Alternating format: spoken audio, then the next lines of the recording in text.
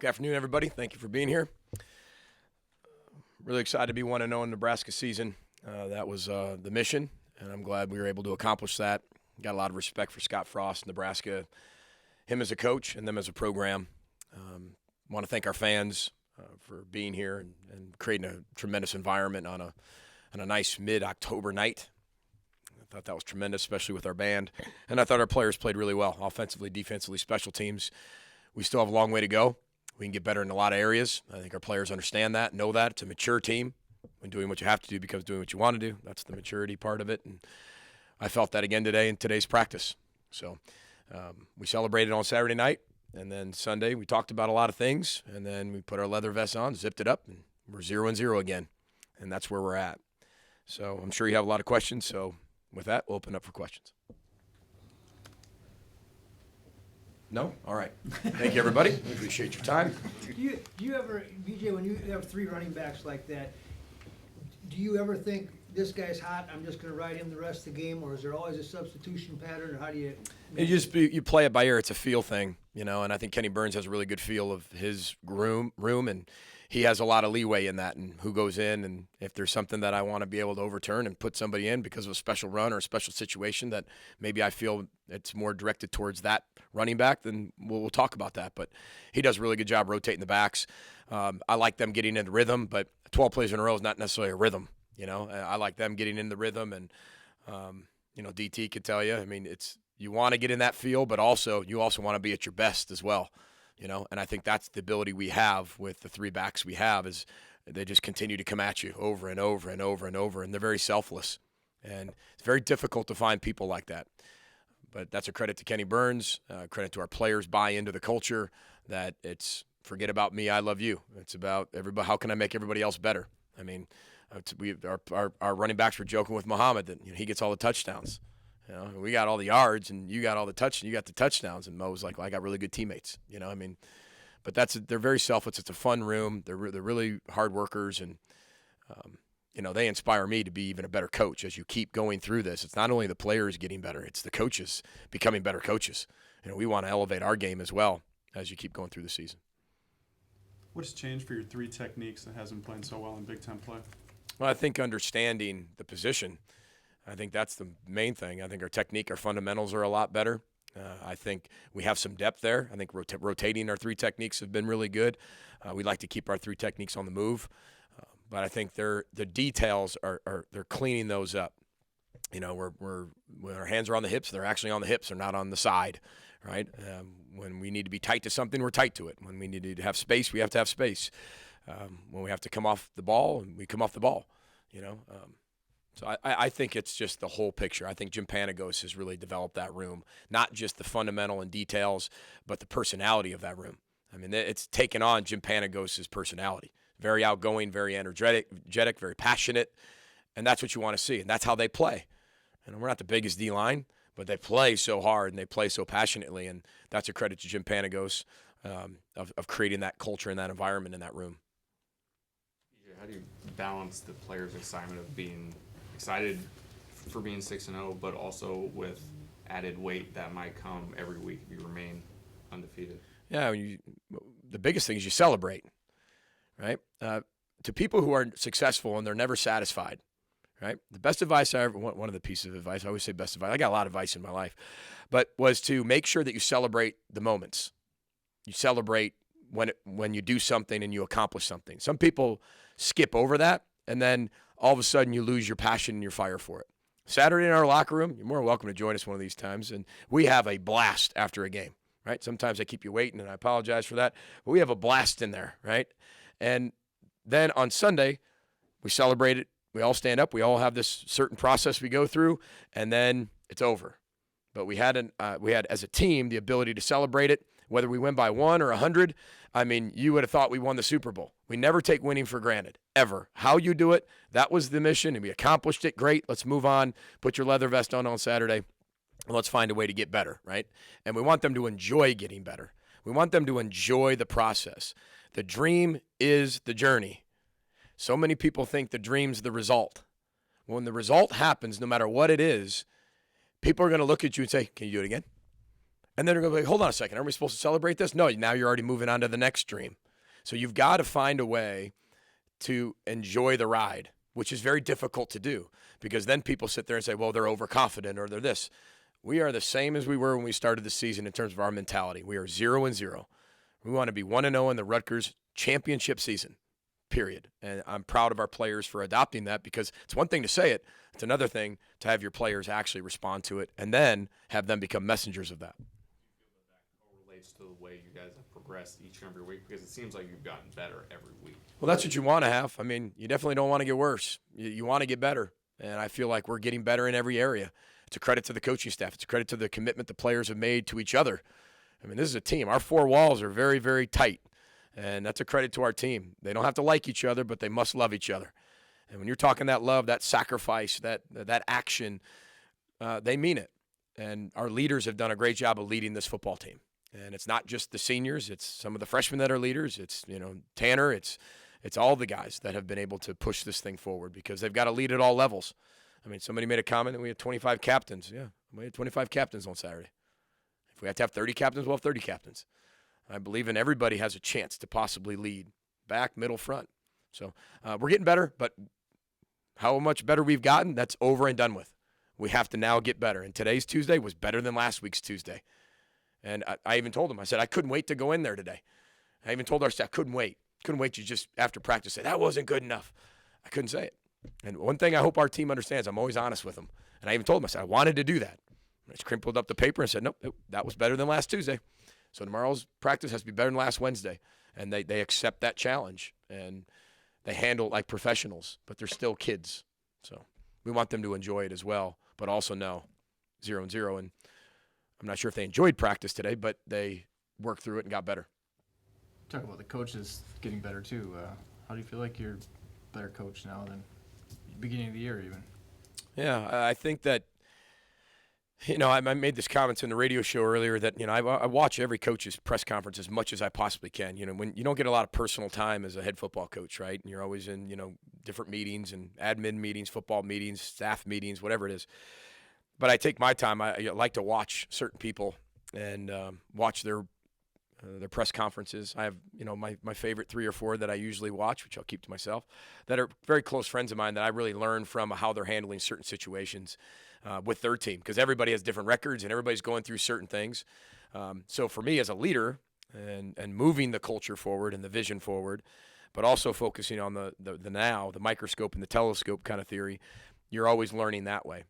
But our coaches are constantly finding new ways to be able to, 80% of what we do is what we do. But then also, what are some other things that we're getting really good at that we can exploit or we can install that can make our team take that next jump? And I think that's what Kirk Shiraka's really good at, Joe Rossi's really good at, Rob Wanger's really good at, our coordinators, and then that trickles down to everybody else. Because being a better coach isn't just on the field. It's about being a better person, husband, father. It's about being a better recruiter. It's about developing relationships 2 years out now than just 1 or 3 years out. And so we're constantly pushing that envelope as coaches to find a way to make them better. And one thing I learned from Greg Schiano when I was at Rutgers is, my practice scripts, you've all seen it. It's like Greg's were. They're like 30 pages. Every page is meticulously detailed. And on the back of those, I just write down my thoughts of how I can coach the coaches, find a way to make them better. And in return, they find a way to make me better. And I think that's when you have that type of camaraderie in a staff, I think that really works. How do you prepare for a team like Rutgers when they're going through a lot on their end, just with coaching changes and certain things going on there? Well, I have a lot of respect for Nunzio, first and foremost. I know him, recruited his high school. I have a lot of respect for Rutgers. I mean, a lot of our staff has been through there. It was kind of like a rite of passage. You had to go through Rutgers almost. It just seems that way with our staff. I have a lot of respect for what I learned from Greg Schiano and Rutgers out there. It's difficult when people go through coaching change of how they handle that. And I watched Nunzio's press conference yesterday, and I think he's handling it so well. I mean, you talk about a difficult situation, and he has just absolutely crushed it. He's doing a great job, and he's a phenomenal person. He's a wonderful football coach, and he's all about the kids. That's the one thing I have always respected about him as a high school coach. You loved recruiting his kids because it was all about the kids, and that hasn't changed at all, and you can tell that with him. The hard part is you don't know what you're going to see all the time. And I think some people take that as, well, this person's not playing or that person's not playing. That sometimes that makes it difficult because coaches like to know exactly what you're going to see and what you're going to get because you can plan on that. It's the contingency plans that throughout the game time adjustments, which it seems like almost our whole season's been that way, at least half of it, that, we've got to be ready for everything because they've got some players that can really hurt you on the offensive side if you let them. And then, we just have to be able to play our best football. And we've talked all week about, and it's not any different this week. We've got to play up to our standard. We've got to be able to change our best. We have to find a way to be better this week than we were last week. It's a broken record, and that's okay. And that's what we want to continue to do. When you watch the tape back, was that your offensive line's best performance of the season? I think it was. Now that's not good enough, so that doesn't matter anymore, and they'll tell you that. We had 4 guys make the elite club, which was the first time we've had that this year. And, it's funny because we see this progress of everybody, but everybody, once you reach something, we set another bar for you. And like your question earlier was like, coach isn't satisfied. Well, we'll be satisfied when it's all done. Right now we're in the process. You got to celebrate the satisfaction and then move on. And that's what Change Your Best philosophy is all about. You got to be truthful, you got to listen, and then you got to move and change. I thought Curtis Dunlap played really well. His best game since he's been here. I think Blaze Andrews, he's kind of like a Swiss Army knife. He can go inside, he can go outside. I thought John Michael Schmitz adds that toughness up front to us. He's a tough Chicago kid. Known him for 5 years. Known him as long as I've known Tanner. Just tough. And he's strong. Got bear claws in his hands. Every time we were recruiting him, he was building something out in his backyard with his dad. And then when you look at Connor Olson, I think that was one of his better games he's played. And he looked really good at guard. And then Sam Schluter, we gave out 4 awards, and Sam Schluter didn't get one. And Sam Schluter's probably thinking, all right, there must be this special one at the very end that I'm getting this special award. And he didn't get one. And he must have been thinking, I still haven't talked to him about this, Brian Callahan did. And but he's probably thinking, man, coach made a mistake. He forgot me. I must have been on the list. He played one of his better games, but he has accelerated the expectation of him, and that's a product of success. You accelerate the expectation, and he did that, and now he understands that, and that's the way we keep just moving this thing forward. But he played outstanding as well. I'm not saying he played bad, but having those 5 guys do that, and then the tight ends of doing what they did, we just got to keep getting better. We've got a lot of room for improvement in pass protection and in the run game. Speaking of tight ends, Jake and Co went down with injuries. Are they practicing? Are they available for Saturday? Yeah, Jake practiced today in a lot of the certain things we were doing. He held them out of 1 or 2 drills, but Co did not practice today. You talked about how you feel like you have 6 starting linemen. How is that, the development up at the starters maybe trickled down? I saw Alex Rushmeyer was added to the. Yeah, we want to continue to provide depth, right? We're only halfway through the season, and we want to be able to provide depth, continue to get every position to find who's next. As a head coach, you've got to be the most positive guy, but you also have to think of worst-case scenarios all the time, right? And you want to constantly develop that. You don't want to get in a position and say, wow, that surprised me. Leaders should never be surprised. Hate surprises. I hate being surprised on my birthday when Heather surprised me. I hate surprises. You want to constantly have a plan for the plan. And then if that plan didn't work, there's another plan for it. And so that's why we bumped up Axel. I feel like he really deserves it. And he's working really hard to be a better football player. Benny Sapp also didn't dress for the game. He's back. How much do you draw back to your final year at Western, where you go 13-0, 12-0, when you're 6-0 at your start here at Minnesota? Any? It's a great question. Has nothing to do with here. Nothing. I think a lot of people want to make comparisons to certain things, and I was told a long time ago, comparisons steal your joy. This is a completely different football team, completely different place, different season, different challenges, different expectations, just different year.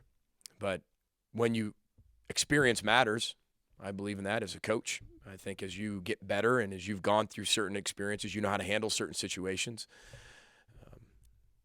But, I don't look at it like all of you do, and that's not a bad thing. I look at us as this right now. This is the most important game of the season, period. This is our championship season. This is it, the only thing that matters. And then we'll talk about next week when we get to next week, and next week after that when we get to that. But right now, this is the only thing that matters, and we want to constantly show our players that.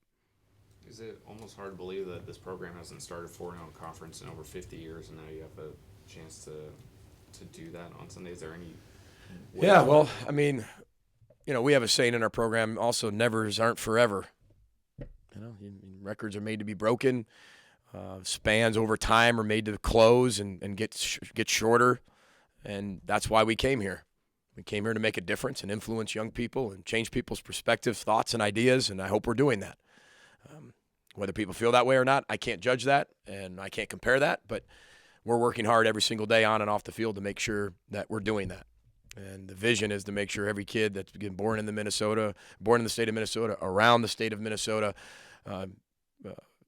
grows up knowing that, hey, Minnesota's a top 25 program. I can go there, and I dream of playing there, and I dream of going there. And that's this whole vision. That's not just for this year, but these guys are playing for, they're going to be alum one day. Tanner Morgan's going to be an alum of here, and he's going to bring his kids back here, right, and with his wife. And that's what we're looking at, and you're constantly looking at down toward the future. So, it's, like I said, I can't control other people's thoughts, but we're looking at it as one-game seasons, and that's the best we're going to continue to do. But it's hard to ignore it at times. That you're doing something well for the players and the mindset in the state of Minnesota. You want people to think that. I'd be lying to you if I said I didn't want people to think that. I want people to be excited about Gopher football, and I don't think there's anything wrong with that. We got one or two more. People like to talk a lot about Rashad and Tyler, and rightfully so, but Chris Ottman-Bell, so what he's done this season and his limited opportunities, how has he kind of elevated his play in your mind? Yeah, he's incredibly productive. I think he's become a big play receiver. I thought last year he was a little bit more in a possession role, and I don't know how much he even believed in himself yet, being able to be a redshirt freshman last year. What kind of role am I going to have? He's made huge catches. We wouldn't be in a position we're in without him. He's constantly getting better. He's had 3 straight games with a touchdown. He's consistent, and his game is consistent, and it's getting better. And I love to see that whole room just their blocking's getting better. Their fundamentals are better. They're sharp. It looks like we're getting faster as the season goes. Part of that's built on practice design and how we take care of our players in the training room and all their education. But Chris Bell's a huge part. Chris Ottman-Bell's a very, very big part of this football program. He was in my office yesterday for 45 minutes just talking about life. Mo Mondays. He joined Mo for Mo Monday. So we had a good one. So it was Chris Ottman-Bell and Mo yesterday. So we're adding some people on that, I guess. One more, or is everyone all set? You got on your defensive staff now, you have Harris Simiak, who is a defensive coordinator, you have Rod Chance, who is a defensive coordinator, and Panagos has been a long time. How much do you think their experience has really elevated the defense this year? I think it's helped a lot. Obviously it's a player's game, and they've got to go out there and execute it. But I think that having, Harris Simiak being a coordinator plus a head coach and having that experience with Joe Rossi has made a world of difference, right? And then Panagos with the experience he's had, Rod Chance and the people he's been around, and really just being able just to coach the corners, I think it's helped us a lot. And Joe just being able to help and coach the safeties, I think that's helped us a lot. I think that's underappreciated a little bit in terms of them being able to just coach that group instead of the massive group. The stress and pressure's gone on Panagos a little bit just with him coaching the whole D-line. But I thought everybody's been working really well together. Everybody knows each other really well. And they know each other more than I know them, right? Because they've worked together. They've been around each other a lot more years than even I have. And when you hire your coordinators, you really trust them in terms of, hey, I'm really looking at this guy. What do you think? And you start, your first question is, who do you want? Who are the people that you want to surround yourself with? And then as a head coach, you got to say, okay, do they recruit? Are they really good people? Are they great husbands, fathers? Are they going to be wonderful teachers, educators? And then, are they going to treat the kids really good? You got to go through that whole process. But you start with asking the coordinators, because I think that's important. He's going to be the one that's the head coach of that room. And the first names that Coach Rossi said were the ones we end up hiring. Joe Harris Simiak and Jim Panagos. And it was, I can't say it's easy. It's hard to be able to get somebody from a head coach over to be a position coach from being the FCS coach of the year, and then Panagos to come over from where he was at. It takes a little recruiting as well, but I think it was very easy once they know they're going to work for Joe Rossi and the type of person Joe is. Appreciate everybody. Row the boat. Sky Yama, go Gophers.